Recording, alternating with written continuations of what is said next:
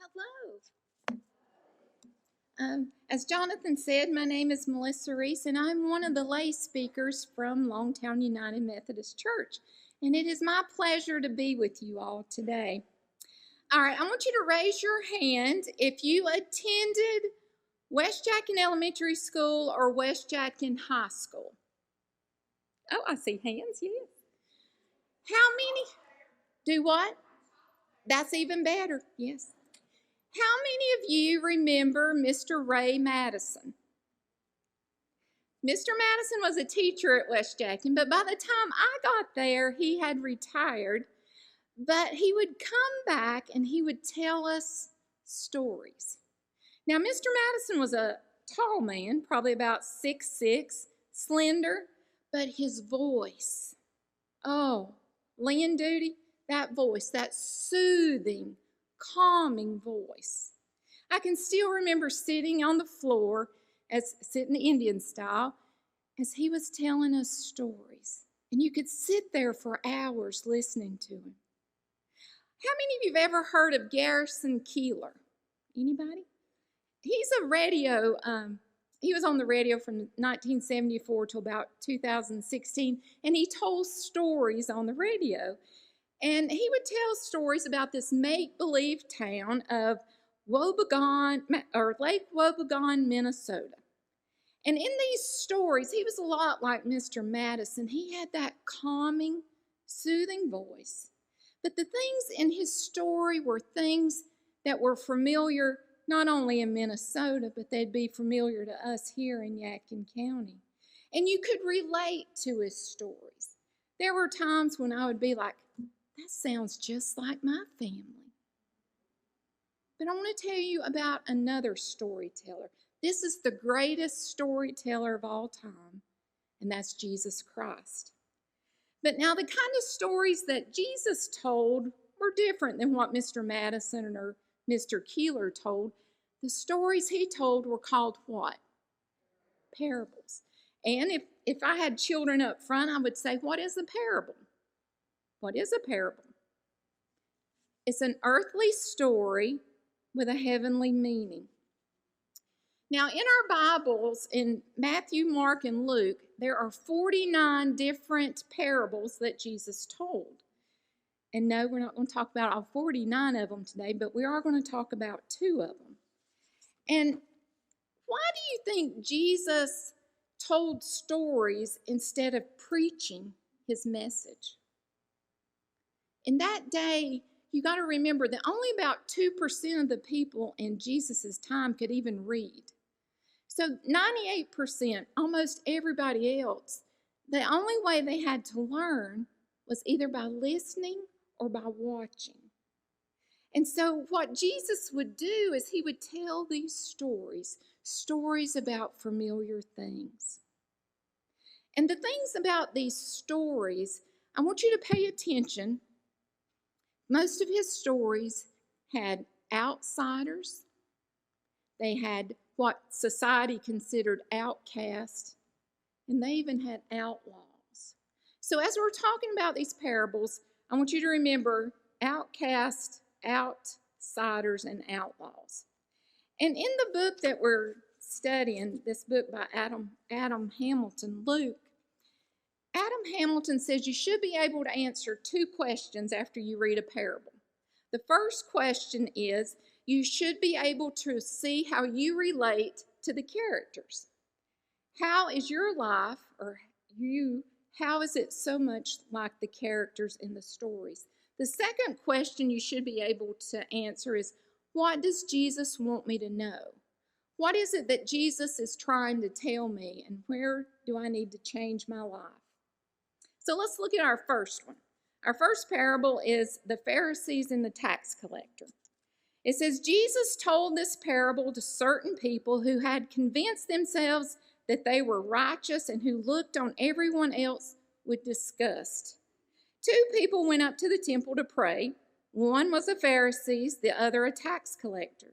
The Pharisee stood and prayed about himself with these words: God, I thank you that I am not like everybody else. not a crook, not an evildoer, not an adulterer, and I am not like that tax collector. I fast twice a week. I give 1/10 of everything I receive.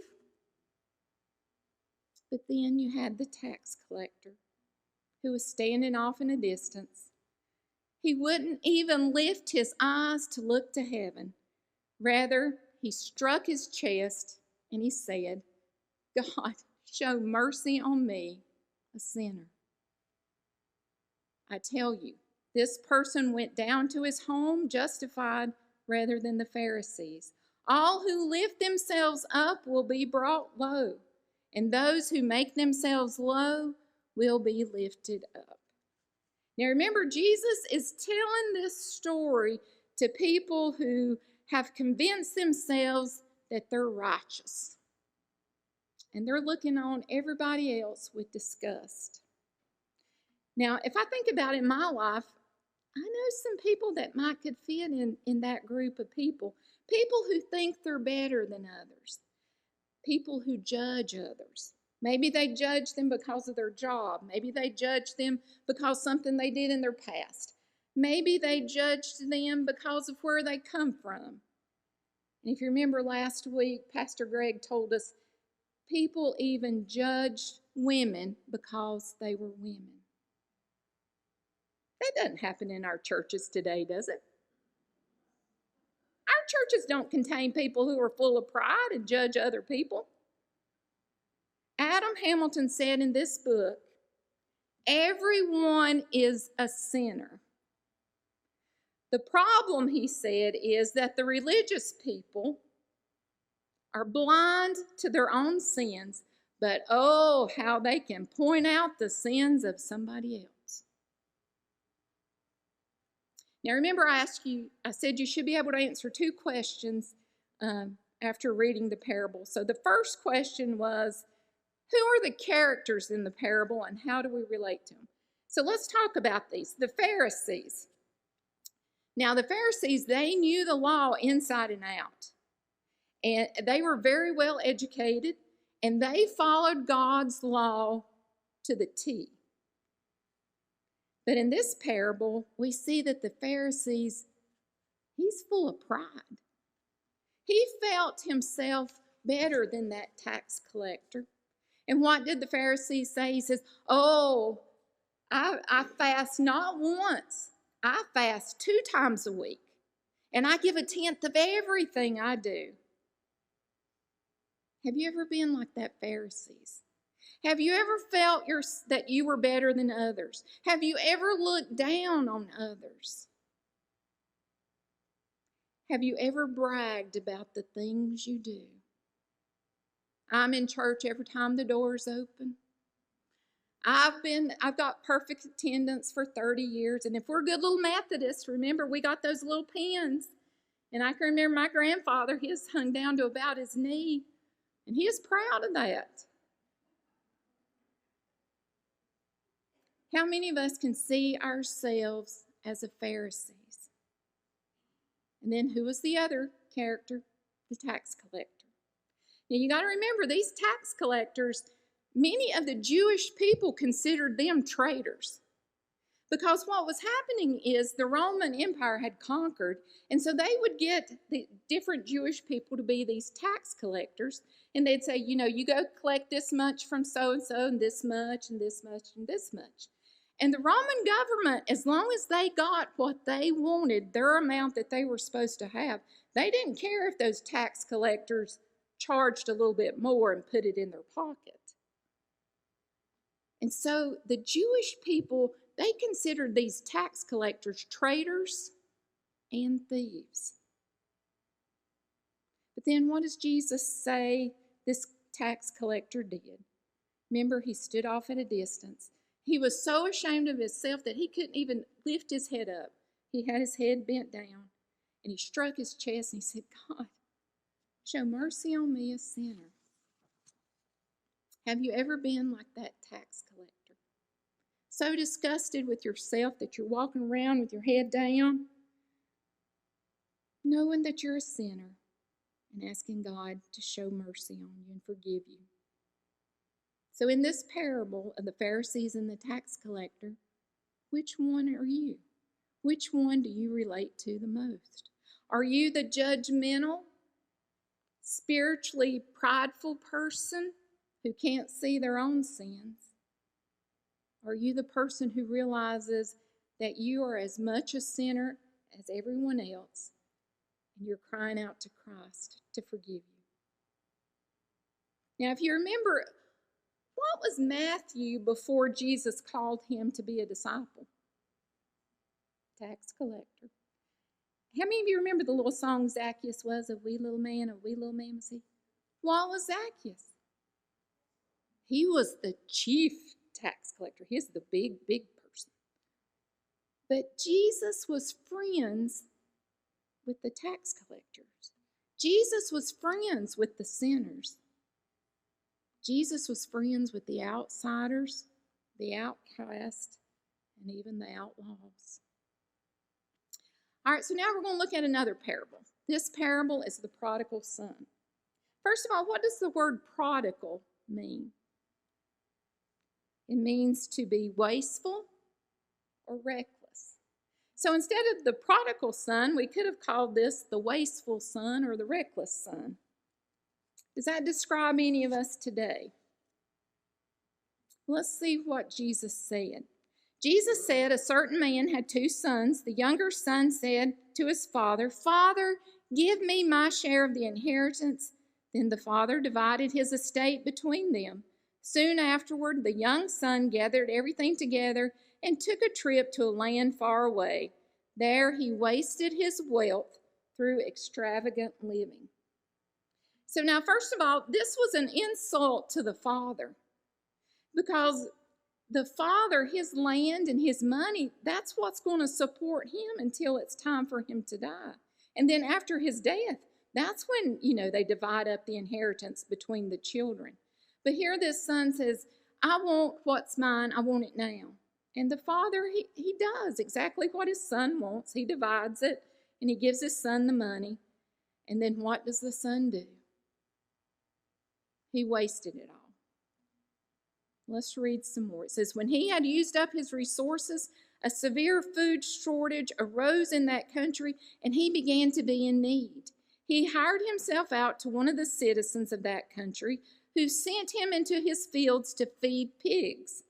He longed to eat his fill from what the pigs ate, but no one gave him anything. Now, did the Jewish people want anything to do with pigs? No, they thought pigs were unclean. So for this young man to even go and work with the pigs, he was in dire needs. He was about as low as he could go. And the scripture says he longed to eat his fill from the pig's food. How many of you ever raised pigs? Anybody? My grandma and grandpa did. And when I was growing up, in their kitchen, there was a sink here, then there's a little spot, and then there was the kitchen door. And in this little spot, they had a 5-gallon bucket. And my grandma, she'd scrape off the scraps and put it in what we called the slop bucket. Did any of y'all have slop buckets? Well, I don't know about y'all, but that was some of the stinkingest stuff. And there is no way I would even consider eating anything out of that slop bucket. But that's exactly what this young man, that was to the point he was at. He was starving to death, and he was willing to eat what he was feeding the pigs.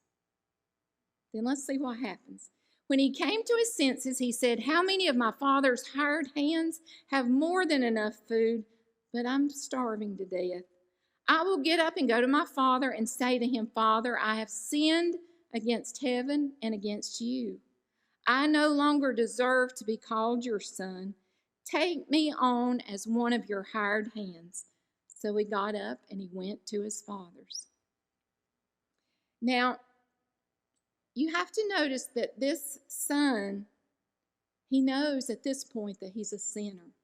And he knows that not only has he sinned against his dad, but he sinned against God. And so he makes this plan. He's going to go back home and he's going to say, will you hire me to be one of your servants? And Adam Hamilton says in our book, the Pharisees knew that the Father, what his response would be to this son. Surely he will punish him harshly for his sinful and immoral life and the way that he has dishonored his Father. So remember, the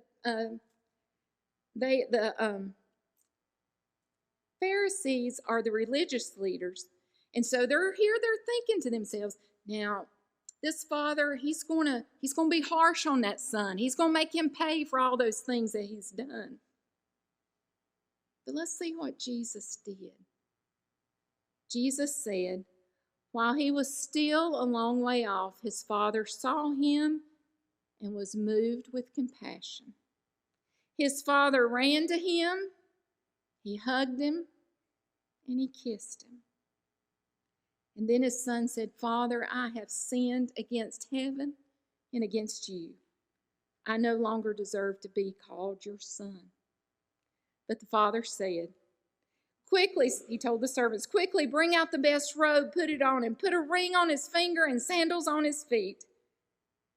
Fetch the fatted calf and slaughter it. We must celebrate with feasting, because this son of mine was dead and has come back to life.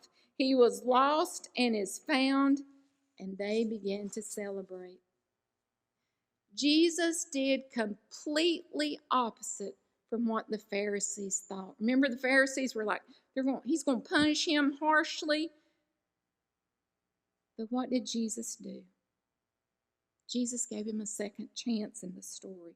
Jesus gives us second chances. Jesus forgives us, and Jesus loves us. But, as Paul Harvey would say, that's not the end of the story. Now his older son was in the field, coming in from the field. He approached the house and heard music and dancing. He called one of the servants and asked what was going on. The servant replied, your brother has arrived and your father has slaughtered the fatted calf because he received his son back safe and sound. Then the older son was furious and didn't want to enter in, but the father came out and begged him. He answered his father, look, I have served you all these years, and I have never disobeyed your instructions. Yet you've never given me as much as a young goat so I could celebrate with my friends. But when this son of yours, he didn't even call him his brother. He said, but when this son of yours returned after gobbling up your estate on prostitutes, you slaughtered the fatted calf for him. Can you imagine those Pharisees? They were going, yep, that's right. You preach on, older brother. Yes, that's how it is. Which person do you identify with? Are you the prodigal son? You know you've sinned and you're asking for forgiveness. Or are you that older son, that judgmental son, that unforgiving son? Now remember in the parable of the Pharisees and the tax collector, remember the Pharisees said, I fasted twice a week and I gave a tenth of everything I have. And now here in this parable, the older son said, I've served you all these years and I never disobeyed you. These two people, they're doing the right things, but they don't have love in the right place. Their hearts aren't in the right place. What about our hearts today? Are our hearts in the right place? Is there love and compassion and forgiveness for others? Who was the real sinner in the parable of the Pharisees and the tax collector? Who was the real sinner in the parable of the prodigal son? Whether you relate to the Pharisees or the tax collector, the youngest son or the oldest son, God never gives up on us when we turn away. God always longs for us to return home when we're lost.